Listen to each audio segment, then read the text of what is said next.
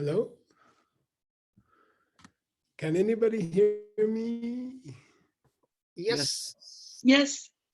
Oh, is Mr. Adam there? Are we supposed to start now? He's here and we are. Oh, okay, here we go. Adam, say hi if you're here. Hello? Mr. Andrade, unmute your mic. Hello. Okay. Hi, I like your suit. Thank you for wearing a suit. Can you tell us what your book's about? Talk louder, okay? Yeah, we're translating a Dura text, and the Dura is a series of collected topics from a book by Master Dharmakirti. And the book is used really to introduce monks that are coming into monastery to the monastic style of debate and reasoning. So I made a note of some of the stuff that we covered so far. In each section, we go through three particular parts. The first, Gakshak Pongsum. First is Shinlu Gakpa, where somebody comes forward, our opponent essentially comes forward, somebody from another school comes forward and says something that's incorrect. And then we come back and we tell them how they're wrong eventually. Or we show them, we lead them to their wrong understanding. The next is Rangluk Shakpa, where we present our own version of the system, our own understanding, the correct version. And the last one is Tsupa Pongwa. Tsupa Pongwa, it's kind of the same thing that happens in the first section, but they come forward and say things that are still wrong, things that are unclear, that are left unclear, and we clear those up. So I thought it was kind of interesting. I went back and looked at all the topics that we uncovered, and we started with physical form. Then we went to perceiving that something exists or doesn't. We also discussed what it means to be the opposite of something. Then we identified the reverse of everything that something is not. We talked about what it means to be one with something and also separate as well. So oneness and separateness. We discussed causes and results. Then we moved on to subject and object. Then we went to quality and characteristic. And interestingly, Geshe Michael said that that the Dura, the Dura that we're studying, has the greatest presentation on Chichedra, on quality and characteristics. So that was quite interesting. And then we moved on to contradictions and relationships. So what it means to be contradictory, and then also what it means to share a relationship with something. And then now, right, we're on definitions and things to be defined. So that's kind of where we left off, right in the middle of that last time. Cool. Thank you for, that was a perfect summary of your book. And I'm going to do my own advertisement for your book. They call this book, it's called The Key to Emptiness, the key to the door of emptiness. You know, they say if you don't study this book, you won't understand Ben Kramer's book or Nick's book or Utpala's book. You know, you won't understand emptiness. You need the background from Adam's book. And that background is not easy. You have to earn it, you know? So I don't know, if you're gonna hang out with the mixed nuts online, you gotta earn it, you know? It's not easy to sit in these classes. If you wanna sit in a class, easy class, come to the Lamrim, okay? Come to DCI, and it's all correct, and it's easier to understand. But in this class, you're gonna have to work hard to understand what's going on. And because you're working harder, you will have great ideas. You will have much, much more understanding from working hard in this class. So it's not an easy class. Adam's text is probably the most difficult text here. And so I encourage listeners, be brave, listen to these arguments, and think about them, and it will change your life completely. But you have to be patient. It's a valuable thing and it takes time. Okay. It's like learning to play piano or something like that. We are not playing music for you. We are asking you to learn piano in these courses. So the translator, mixed nuts, you have to be a little bit of a nut to join this class. Okay. And you're going to have to work hard. Okay. Now, something happened last term with Adam's text. He was the first person, I think, to finish one of his books. His book is so big that we have split it up into separate pieces, many separate pieces. How many, Adam? 4, I think? I think we did three. We're going to volumes. print it in 3 volumes. And as you can see on the screen here, we are up to 1,274 sentences already.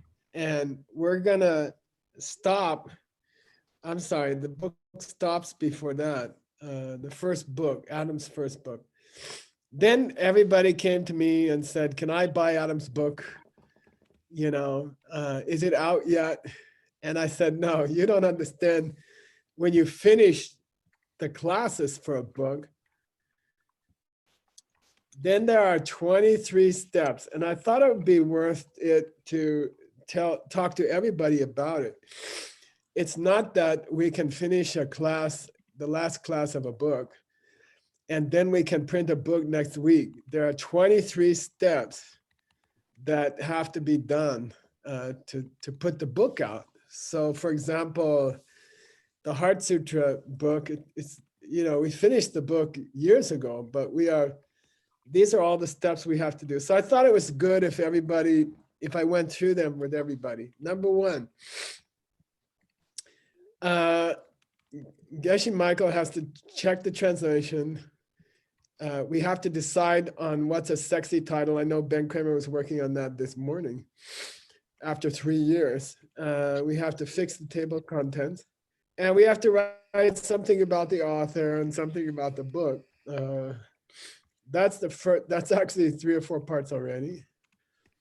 Then Venerable Utpala, our great editor, Bets Greer, she comes through and she puts the bibliography into Tibetan and Sanskrit word order. Then she has to change all the footnotes, okay? Then all the other translators have to read through the manuscript and offer their suggestions for checking. Then Geshe Michael has to go through all the corrections and see which one's correct and which one's a new mistake.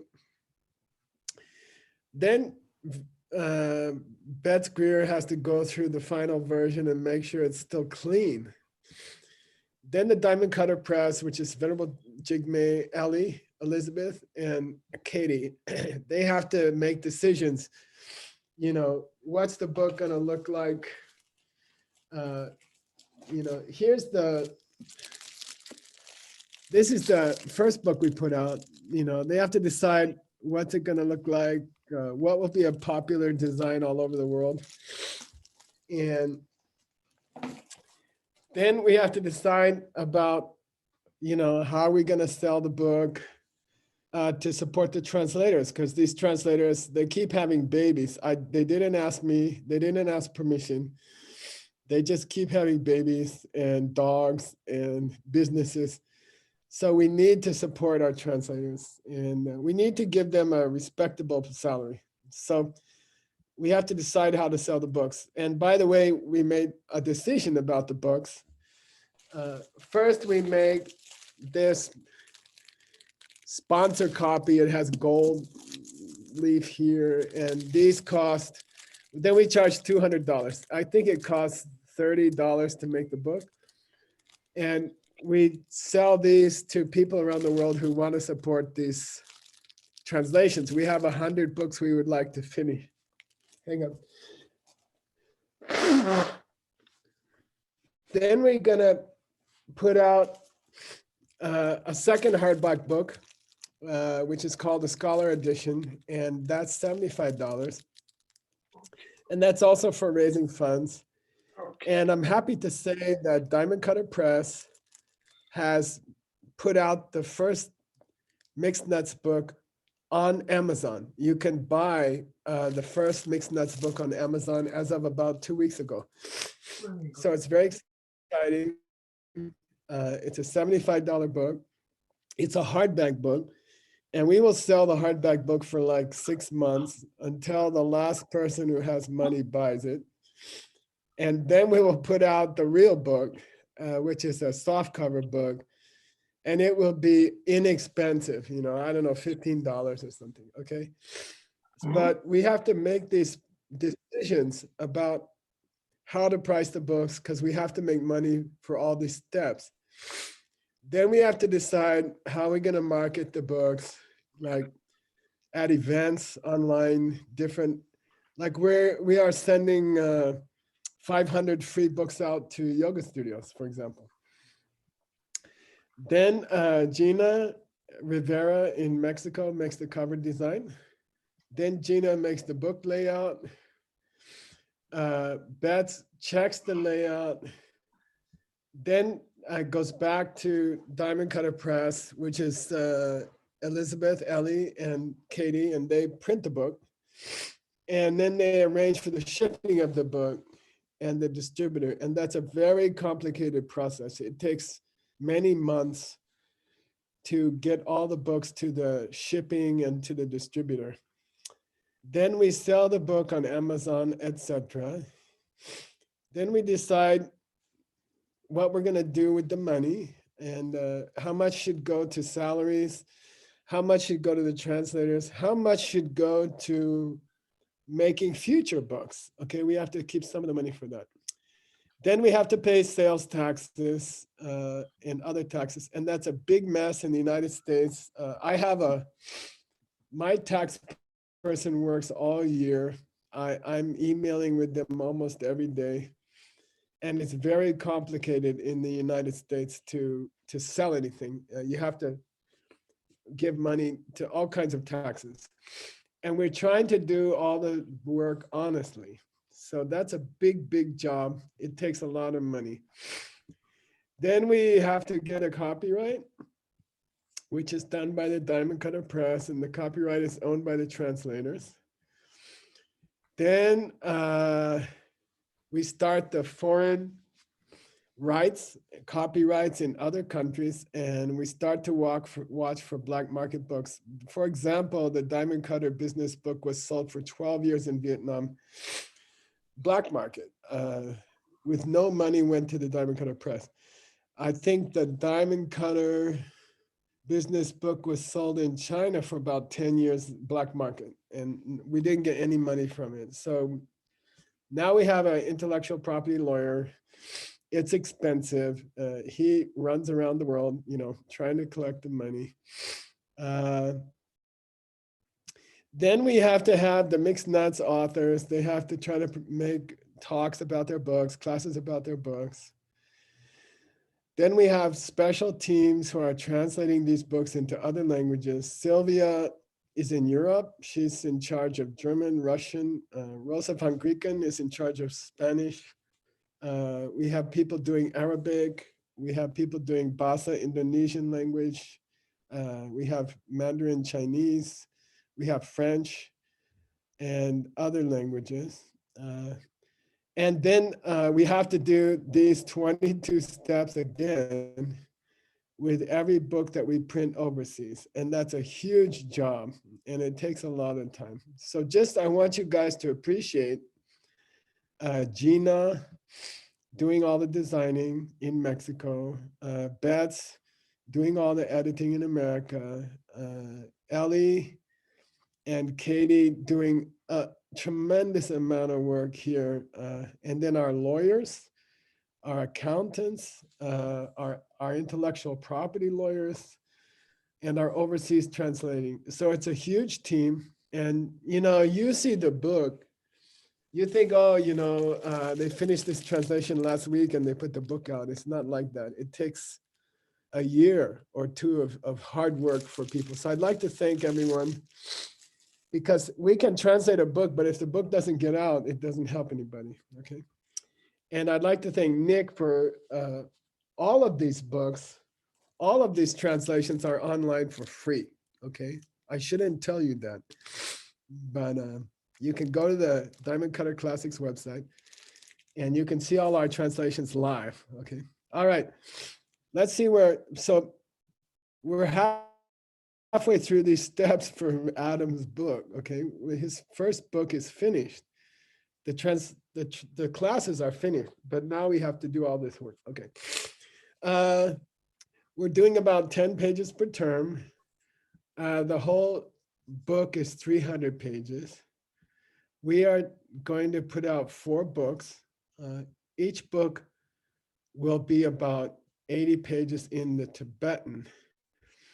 But the first book is going to be about 100 pages just because we have to cut it at a correct place. And it will be the same size as this book, as our first book. So it will be 500 pages, which is definitely enough for a Zoom call, to put your computer up on a Zoom call. So try to buy at least 2 copies. And the other books will come out in 2022, 2025, and 2027. And Eva, Adam's daughter, will be 8 years old. Right, Adam? Yeah. She'll be 8 years old when you finish your last book, I think. Yeah, she'll be 8. Yeah. Yeah, cool. Okay. All right, so that's where we are with Adam, and we're gonna start. Here we go. Please read 1275. Ta nipa ma chup na kawacha chen rangi tsen shi teng du drupa yimbartal kyokit tsen shi yabecher. Okay, so what's a kawa? A pillar, but we've translated it as a coffee table. Yeah, good. Okay, it means something in the room. Every Tibetan room has a pillar because they didn't have long pieces of wood. So let's take a kawa.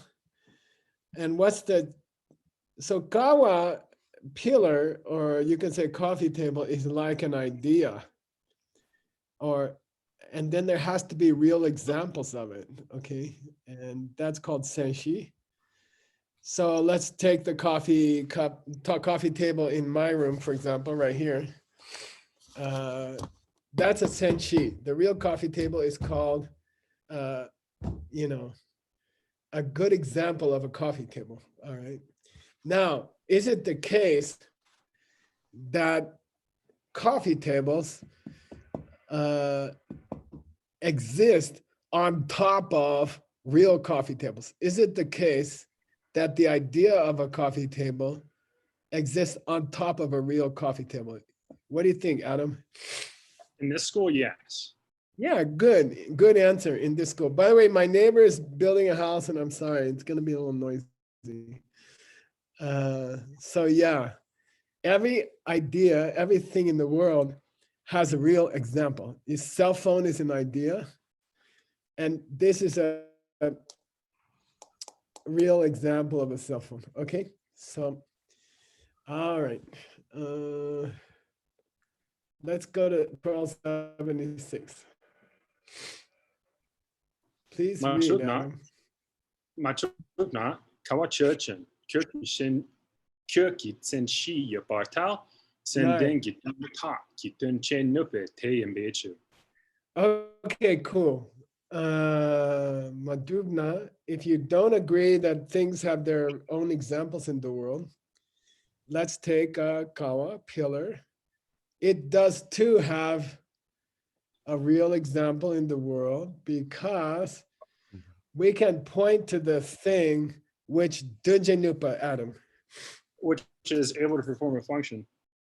Yeah, and that function is to dek, okay? Dek is the verb. I got it for you from the dictionary, okay? Dek is the verb here. This should have been take, okay? Which is very nasty, okay? Because it's an unusual word. Take means to hold up a beam. Okay, take means to hold up a beam of a house. Okay, so the definition of a pillar in Buddhism is the thing that holds up the roof. Okay, so tek means holds up, and dung here, which means to strike someone or to beat someone, is actually dung ma, which means a beam of a house. Okay, so if you don't know that, this can, what it says now is you should tie someone up and beat them. And we corrected it to it's holding up the roof. Okay. What's the senden, Adam? Sandalwood. Yeah, a sandalwood pillar, which at the time was a very, luxury construction item. Okay. So is there a real example in the world of the idea of a pillar? And we can say, yeah, that sandalwood thing that's holding up my roof right now, it's a real example in the world of a pillar. Okay, we can say that. Okay, please read 1277.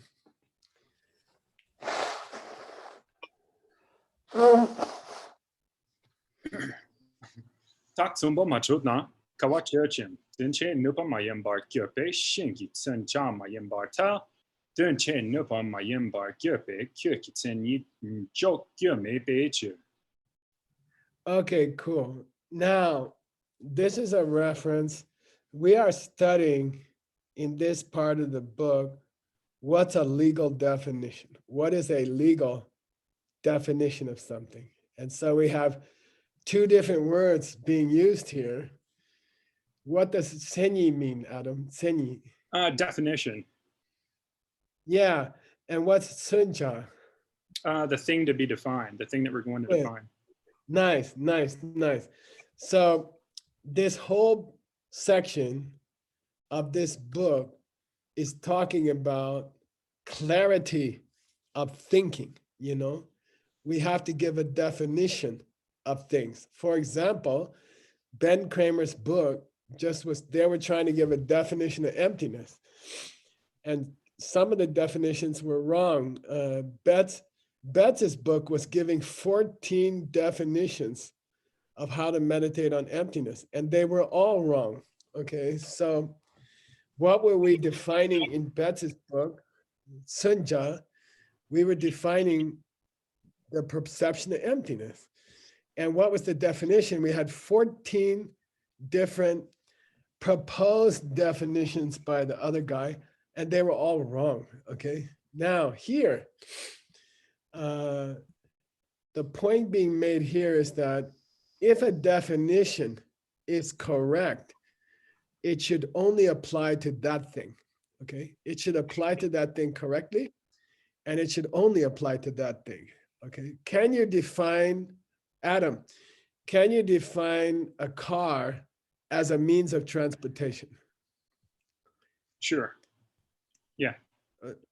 So are all means of transportation cars? Not necessarily. Yeah, good. So the definition isn't tight enough, okay?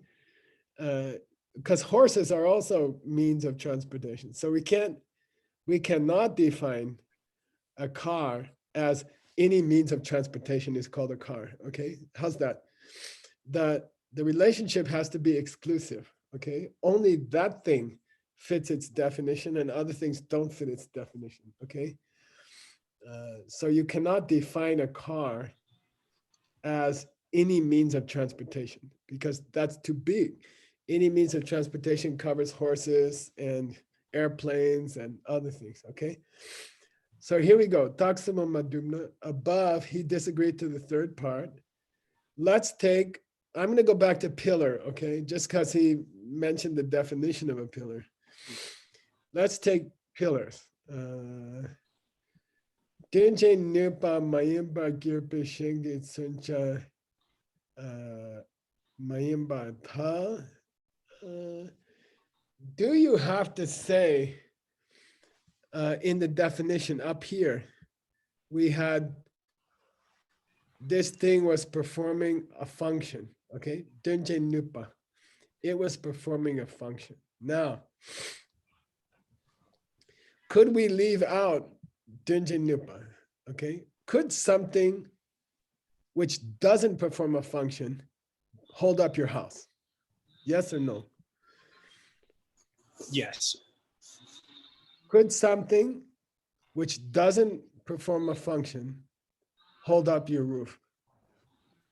Oh no, excuse me. Sir, there's actually a guy that's weed eating right outside my door. Can I just shut my door really quick? I'm having a hard time hearing you. So I have a guy doing the same thing.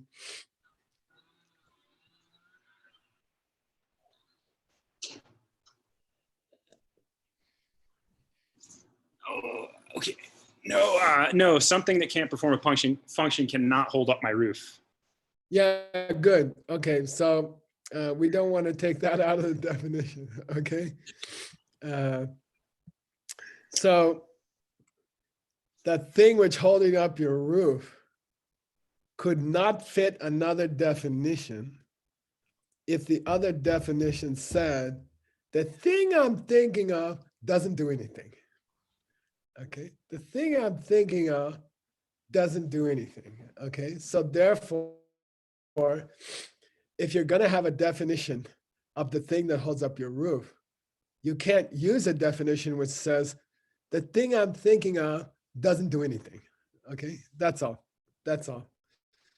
Okay, if the definition said this thing doesn't do anything, we could not use it for a pillar. That's all he's saying here. Okay. All right, let's move on to the next part. Sauern dana, unchen nupa churchen, kyrkitsen ja duma, drupartel, ngopote kyrkitsen ja yimbe kan shik kawate kyrkitsen ja yimbe chu. Okay, cool. So let's take Dunje Nupa as a definition. Okay. Let's take anything which performs a function as a definition. Okay. It performs a function. Okay. What's being defined, Adam? When I say functioning thing. yeah, good. Yeah, ngupo. In Sanskrit, bhava. Bhava. Okay. Yeah. A thing that works is defined as anything which has a function, which does something. Okay. Literally, it's what? What's dun, che, nu mean? Able, what is able to, which is able to. Yeah, which is able to do something, okay, is the definition of a thing in Buddhism. It's very interesting, okay? If it can do something, then it's what we call a working thing, or, functioning thing, okay? Now, let's say that's a definition, okay?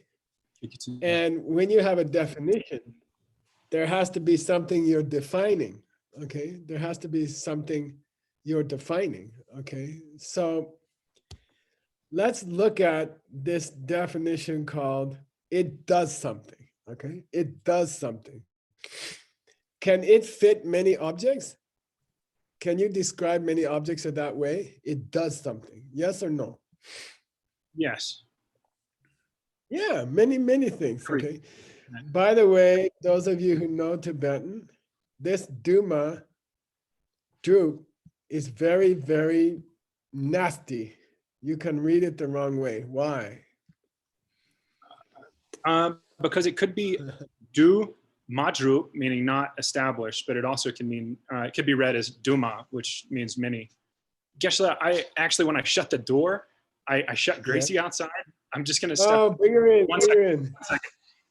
You don't want her to get weed eaten.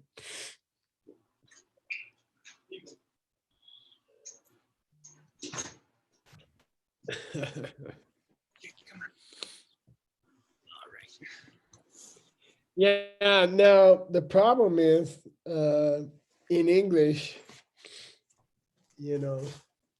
I'll show you some English.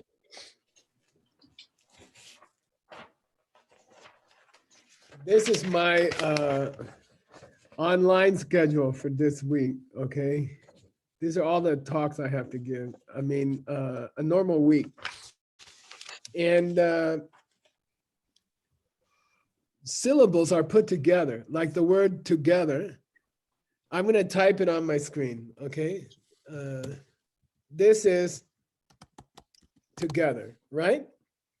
In Tibetan, it would be together. And there would be a space between each part, okay? And you don't know if the word is, I'm going to a town called Gether. You know, there's a town in Maryland called Gaithersburg, right? So maybe we're supposed to read it this way. I'm going to get together. Yeah. Or I'm going to get her. Okay. And that's a problem with Tibetan. Tibetan, all the syllables are separated. So in Adam's text here, it's very, very dangerous. So he correctly read it as many things in the world fit the definition. It does something. Okay, got it? Now he's going to give us a few examples. Ngupo, Working things. okay. Yeah, working things fit the definition. It does something. But also, kawa fits the definition. Coffee table. They're pillars. Yeah, good. Now, that guy says, I disagree that it does something is a definition that would fit a pillar, okay? I'm sorry. Tachima. Tachimaki. Akchimake, okay. Oh, I'm sorry. You already agreed to the second part of my statement. You already agreed that we can use it does something as part of the definition of a pillar. You already agreed. You already agreed to that. Oh yeah, I agree. Okay. But now I disagree that ngopo fits Dunje Nupa. Okay. I disagree that Dunje Nupa, able to do something, fits working thing. Okay. Here we go. Please continue. Tampo Majudna, Dunche Good. Nupach Lichin, Mupo Kir Kitsun Ja Yimbar Tao, Che Ngupo Sinyi Yimbecher. Yeah. You know, we said, look, many things can be described as doing something. Well, he says, yeah, but things in general, working things in general, you can't define them as they do something. We say, yeah, you can. Because the ability to do something fits all working things, because that happens to be the definition of a working thing, is that it can do something. Okay, got it? Okay. We wanted to say there were many sunjas for this senyi, that this definition could fit many different things. Okay. All right.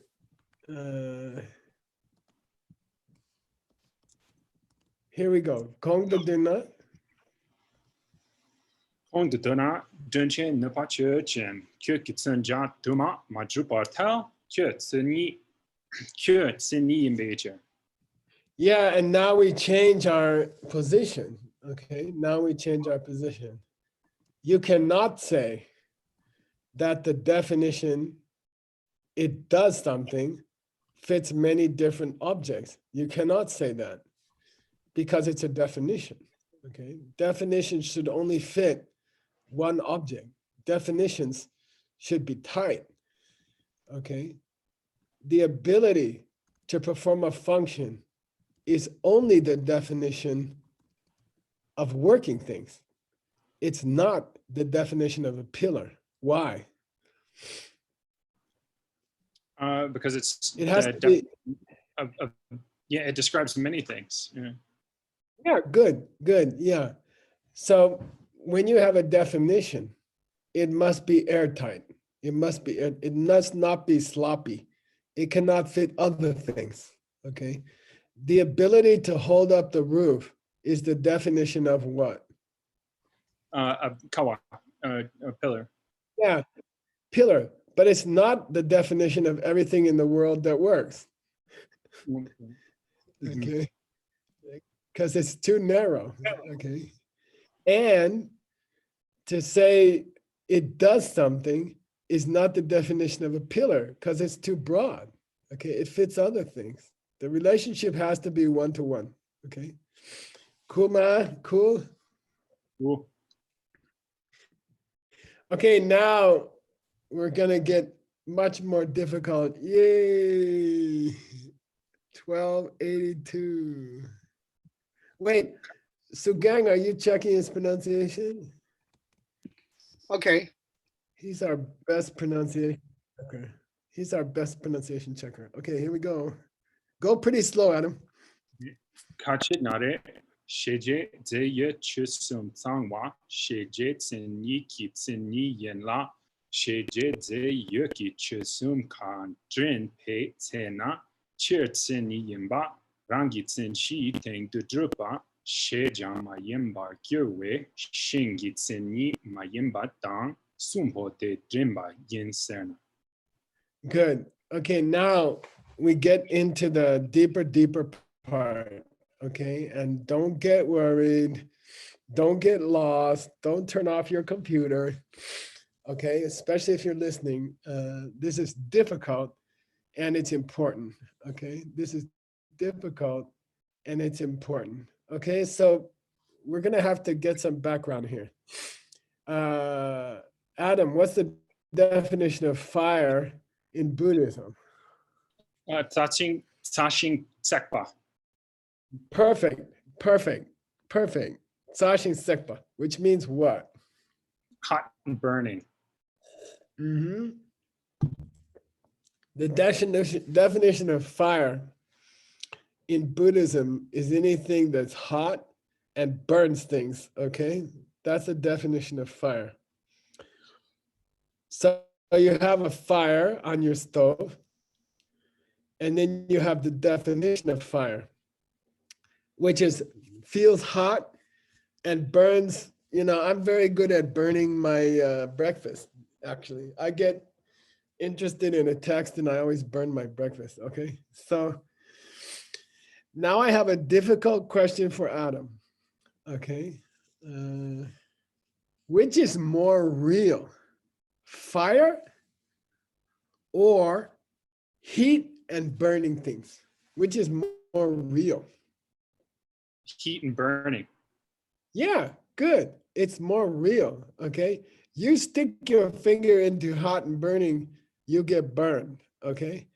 In a way, fire is just a word, okay? Fire is just a word that we use for hot and burning, okay? So there's hot and burning things all over the world, and different people have different words for them. English speakers say fire, Sanskrit speakers say Agni, Russian speakers say Ogyon.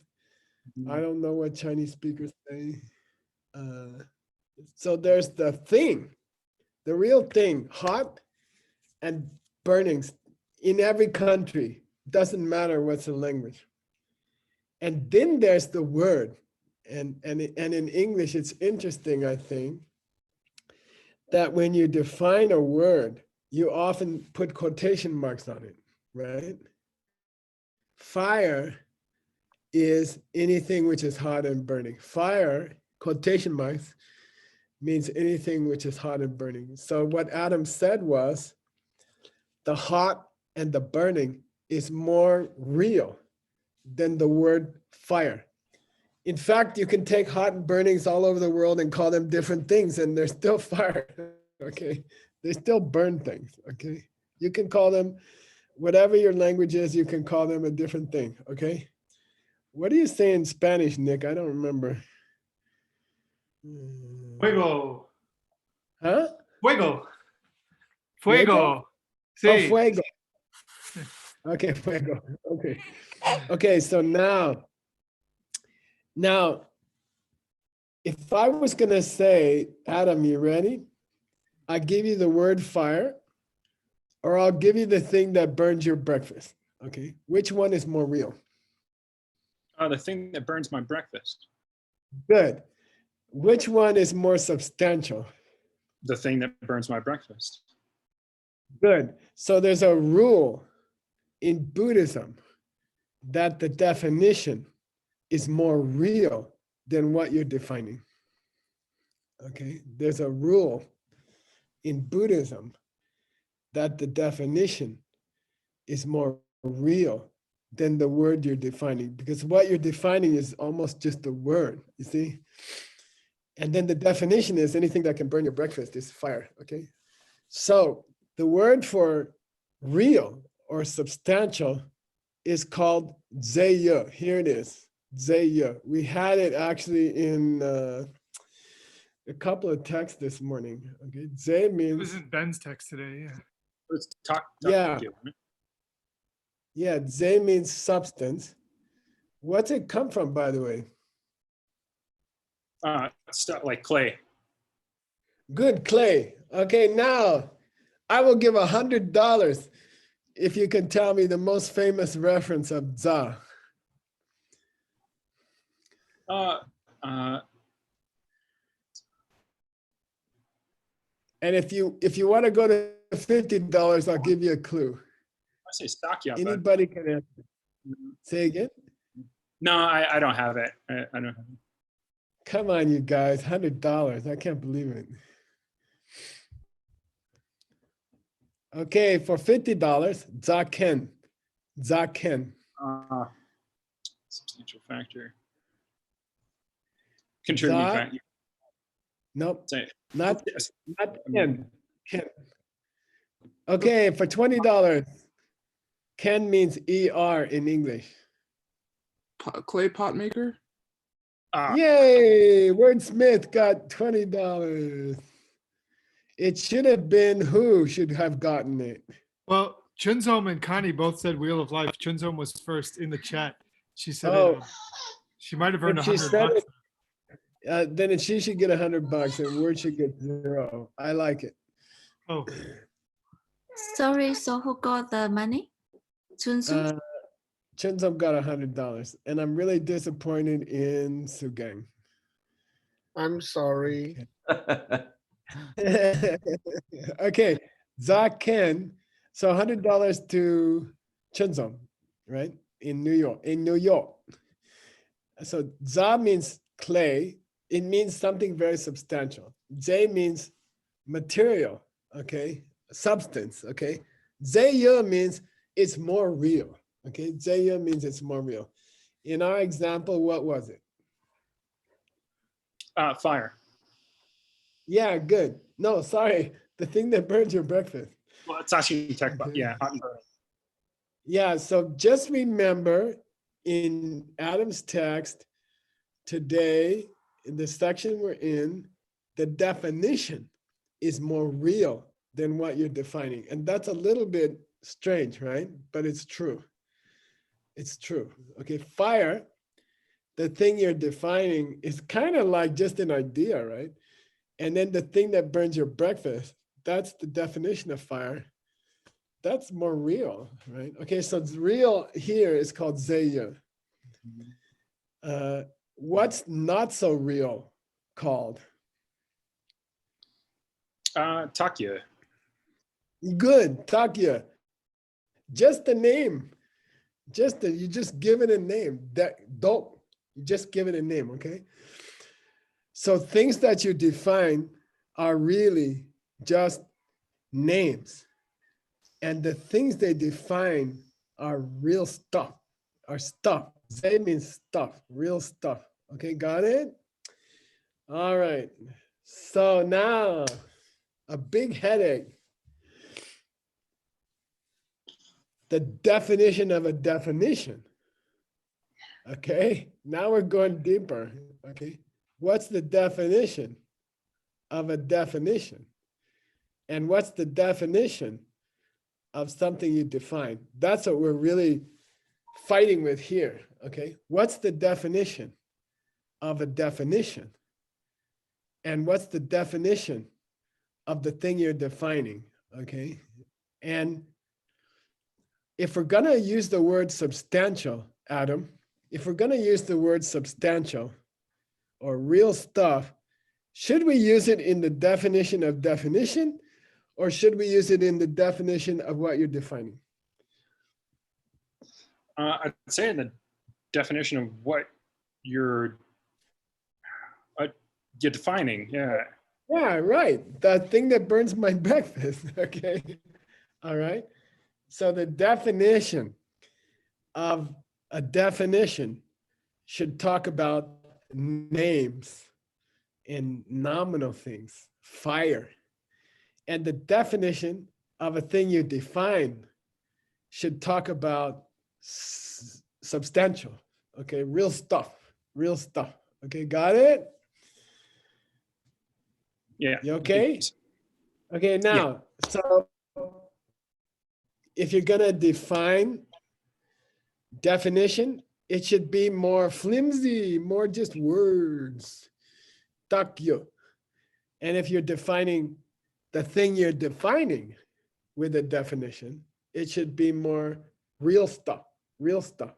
Okay, so the word zeya, which means real stuff, should be used in the definition of what you're defining.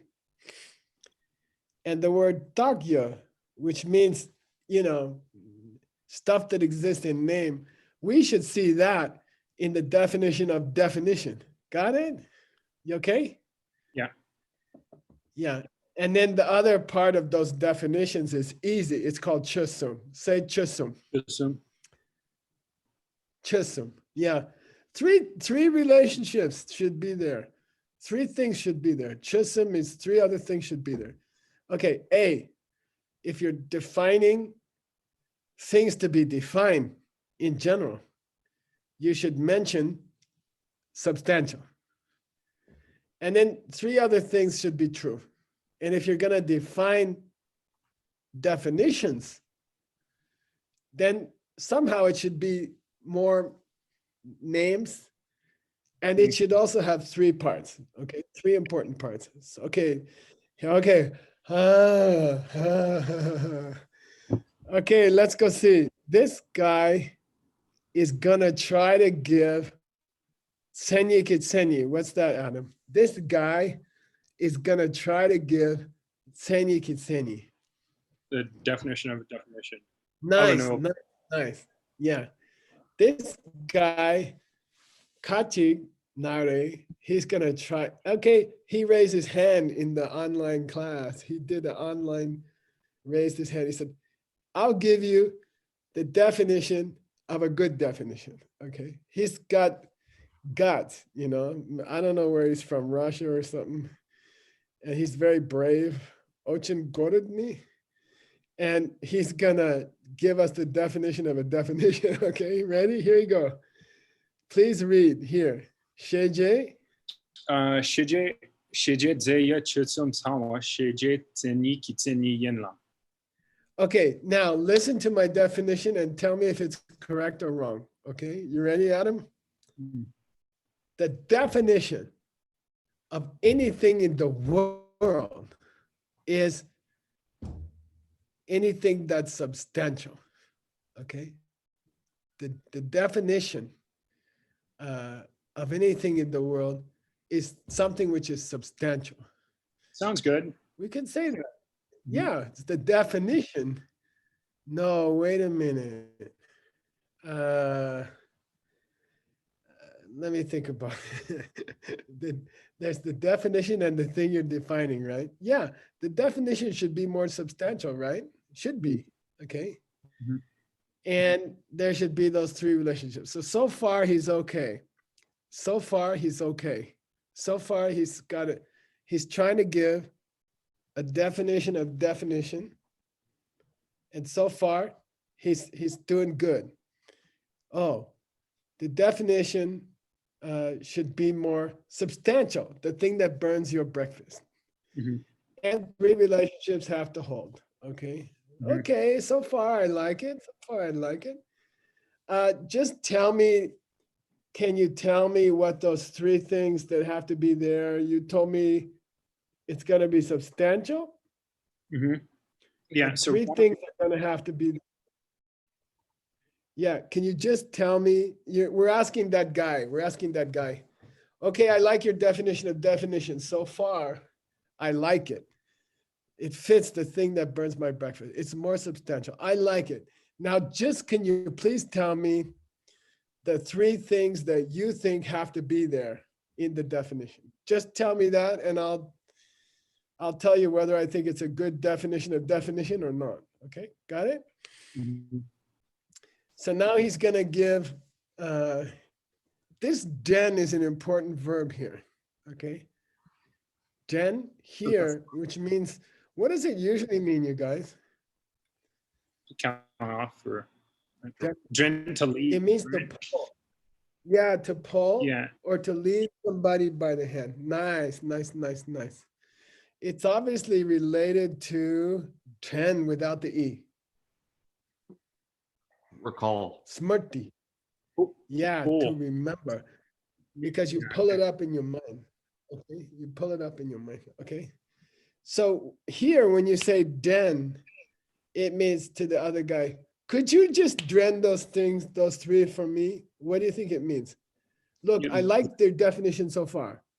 You said the definition of definition should be substantial, like what burns my breakfast. I like it. But excuse me, could you just den those three things for me? Can you Den just means, can you count them on your finger? No. Yeah. This is den, okay? Number one, number two, number three. Okay, so Dembit Sena means when you get to naming those three on your fingers, okay? Here we go. We're over time. What Yeah. are the three things? Let me finish this Yeah, yeah. sentence. Giving you a head. Okay, just kidding. Okay. Tell me the three things that a definition has to have. Count them on your fingers. Here we go. Adam, translate this. Chirtseni yimba. So What's it mean? generally speaking, it's got to be a definition.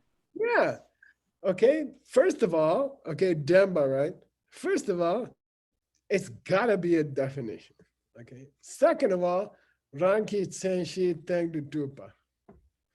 Nipa, it should apply to some good example for it, some definitive example. Perfect. Perfect. It should apply to the fire that burned my breakfast this morning. Okay.